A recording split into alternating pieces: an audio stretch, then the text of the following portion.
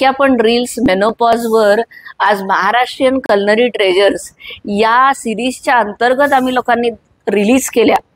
त्या सर्व रील्सवर आम्हा लोकांना पर्सनल मेसेजेसचा भडीमार झाला आणि या पर्सनल मेसेजेसमध्ये सहभागी होणारे ती सगळी मंडळी जी या मेनोपॉज मधनं जाणाऱ्या सर्व स्त्रियांना मदत करू इच्छितात आहेत। त्यांचे भाऊ, त्यांचे नवरे, त्यांचे मित्र, त्यांचे वडील, त्यांचे हितचिंतक, सर्व पुरुष वर्ग या मेनोपॉज मध्ये आईला म्हणजे 10वीतला एक विद्यार्थी मला जेव्हा मेसेज टाकून हा मेसेज टाकतो की माझी आई साधारणतः सेम एज ग्रुप मधली आहे, तिचा पण मेनोपॉज येत असेल का? मी त्या बाळाला उत्तर दिलं, हो रे बाळा, आणि तिला मदत करण्याची गरज आहे।